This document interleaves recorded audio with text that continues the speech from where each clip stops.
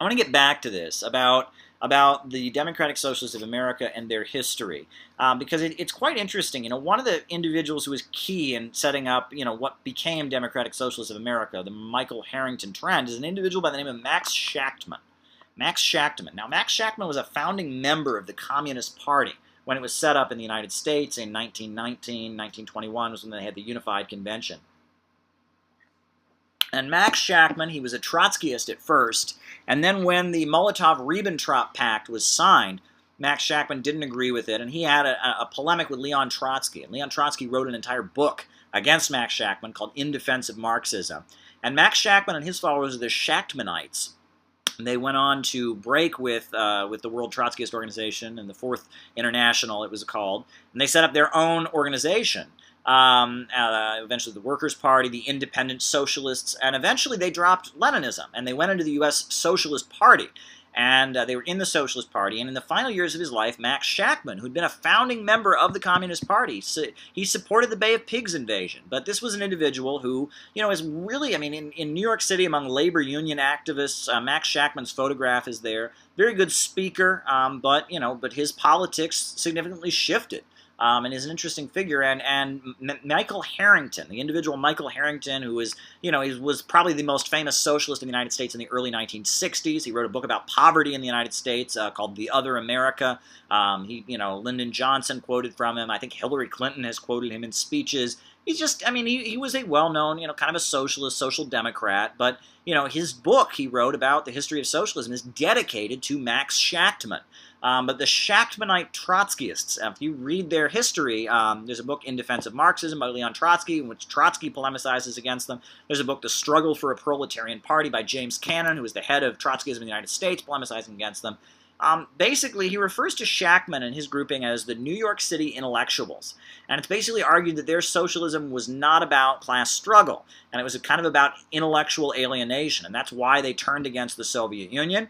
And that's why they ultimately, turned against the USSR, and that's why they seem to not be interested in class struggle and to focus on cultural issues. So it's very interesting, that debate. Really, what the 1960s left, the hippie left, the left that's not oriented toward the working class, that's really a late 60s phenomenon. But what's interesting about it, though, is if you look at its origins at the time of this split in Trotskyism in the lead up to the Second World War in 1939, the fall of 1939, you can see, the Trotskyists, who had already, they were, had broken with the Comintern and were against the Soviet Union's leadership. You can see them starting to recognize the seeds of something to come. Another thing that's interesting is that, that the big group that was kind of key in 1960s activism was Students for a Democratic Society. And Students for a Democratic Society, SDS, it was originally called Students for Industrial Democracy.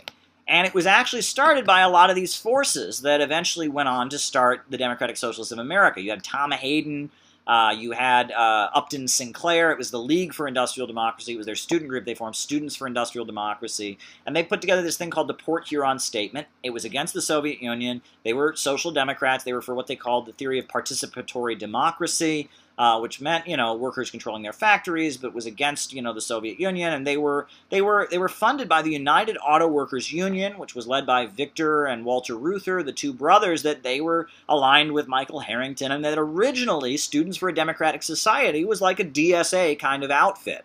It was, social democratic. It was, supporting the Democratic Party, but it was against the Vietnam War. It was part of the Civil Rights Movement. But as the 60s advanced, Students for a Democratic Society, eventually, originally they had actually had a ban on any member of the Communist Party or anyone who supported the Soviet Union or was a communist being a member. Eventually they lifted that ban, and pretty soon, by 1969, SDS, which started out as a DSA kind of group, as kind of a moderate social democratic group, tied to Michael Harrington types and the United Auto Workers. Eventually, by 1969, there were two Maoist factions that were fighting over it, the Progressive Labor Party and the Revolutionary Youth Movement, or Weatherman. And those two factions, so SDS, Students for a Democratic Society, and let's keep in mind, the reason they were a household name in the 1960s is they had a lot of funding coming in from the United Auto Workers. I know there was the Institute for Policy Studies, and they had a lot of foundation money, and they were just kind of moderate social democrats. But as the 1960s progressed, they became more and more radical, and eventually they broke apart as the Progressive Labor Party and the Weatherman faction battled for control. And eventually, people know the Weatherman faction went on to become an underground group that engaged in armed activism. Progressive Labor Party built this thing called the Workers' Student Alliance and urged its members to get jobs in factories, and Students for a Democratic Society faded away. But they went from being quite a moderate group that was very, very well funded to becoming a very, very radical group. People think of SDS as being, you talk to any old 1960s folks, they think of SDS as being, oh, those are radical extremists. Well, if you read their founding documents, the Port Huron Statement, they sounded, they made anyone who was at all radical look pretty extreme. They were a pretty moderate group, and they were pretty closely tied to the Democratic Party, and so that's kind of an interesting observation. Bob Marston, my friend out in California, he says, okay, Caleb, now that you're talking about DSA and Max Shachtman, is it time to talk about another Shachtman operation, the International Socialist Organization, how they're different than DSA?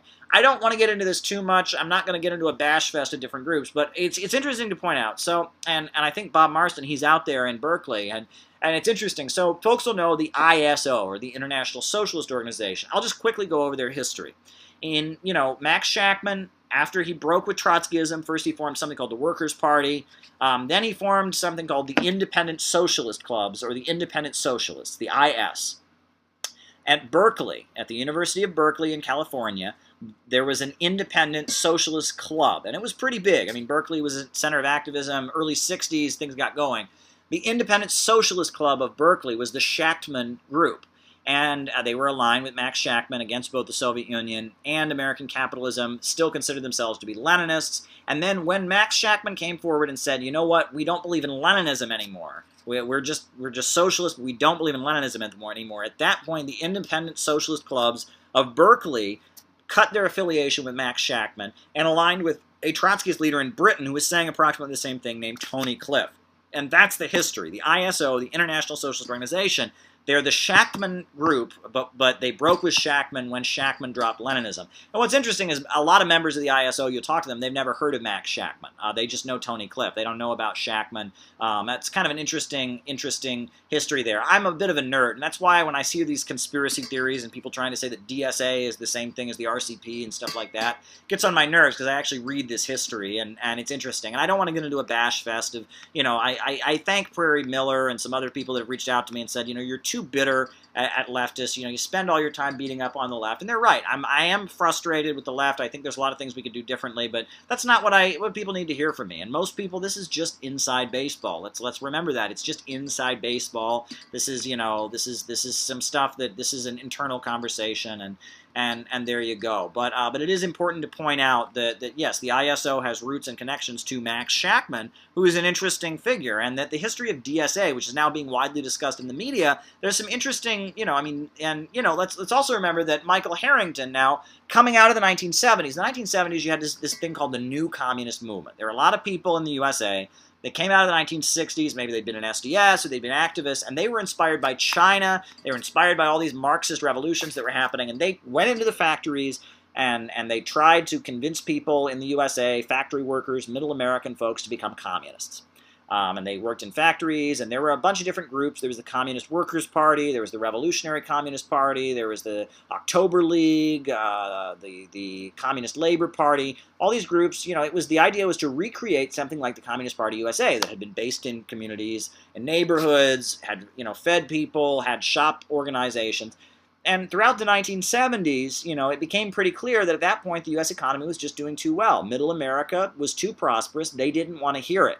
Now, in Detroit, the New Communist Movement, Detroit was a primarily African-American city, they did make some inroads, and you had the rise of the Dodge Revolutionary Union movement, and you had the election of Coleman Young, who was a mayor who was sympathetic to the New Communist Movement and had been a member of the Communist Party at one point.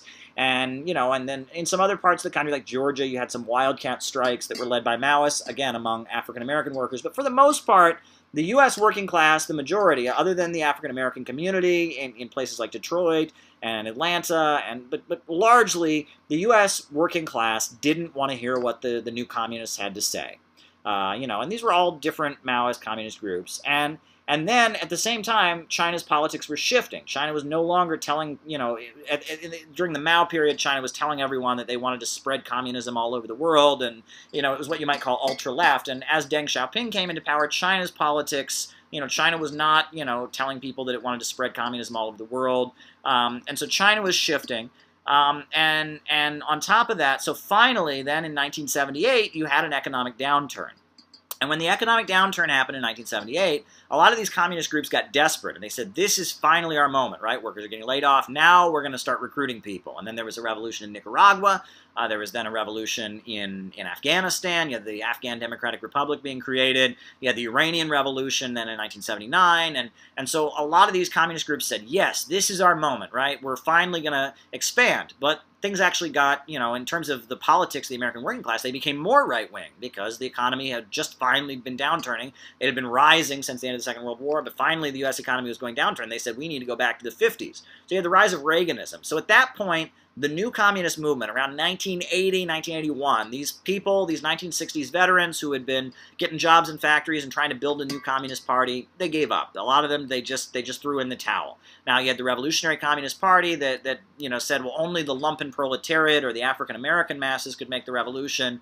You had, the Communist Labor Party, which eventually developed the theories of the new class, and you had, what else did you have? You had the Communist Workers' Party that engaged, they had a shootout with the Ku Klux Klan at Greensboro, very famous incident.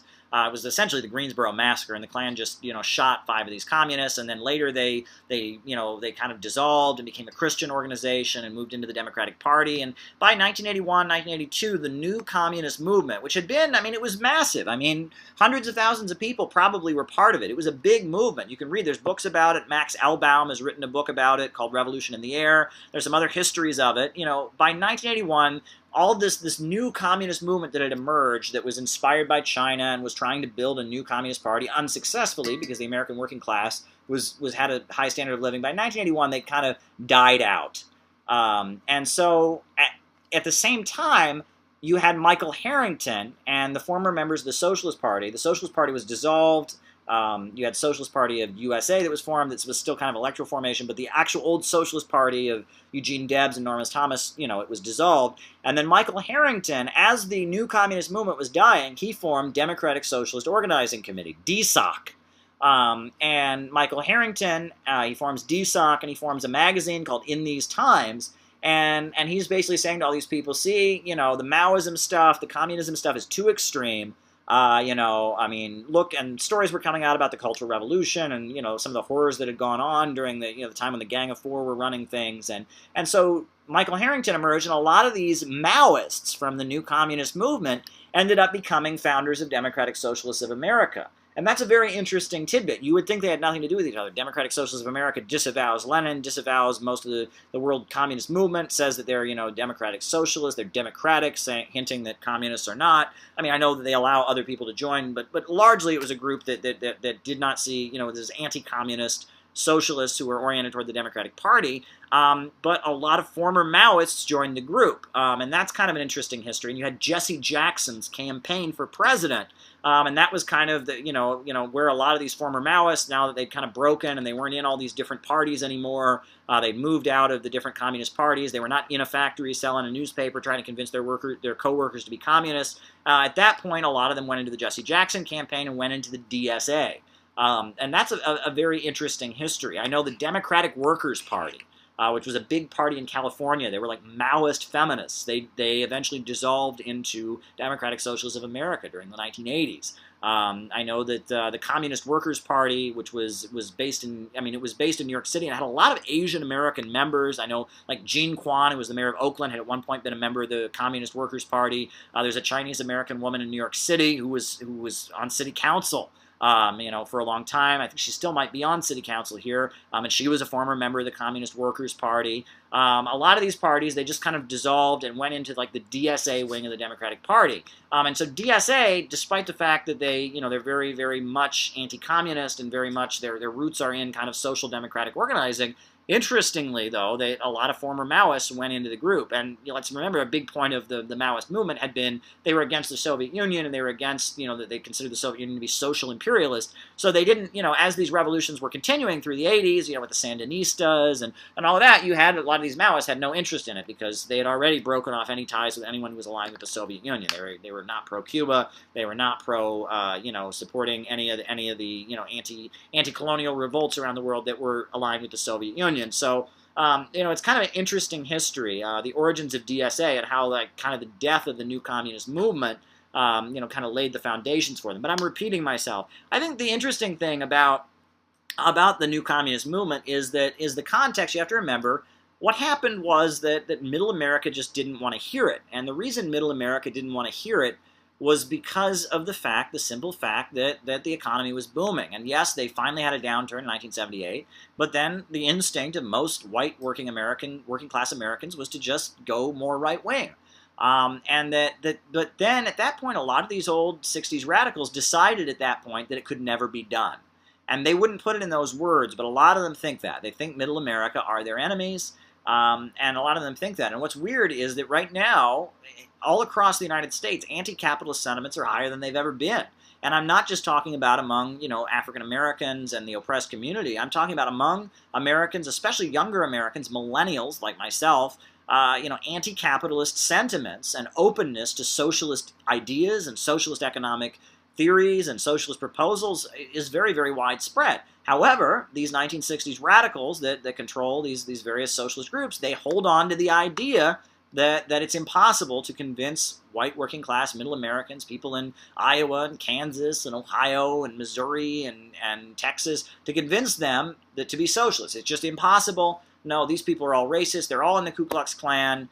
This is flyover country, and we need to focus, and they've kind of given up on Middle America, and it's based on an assumption based on what happened during the new communist movement. But conditions have changed, and I think that's ultimately the problem.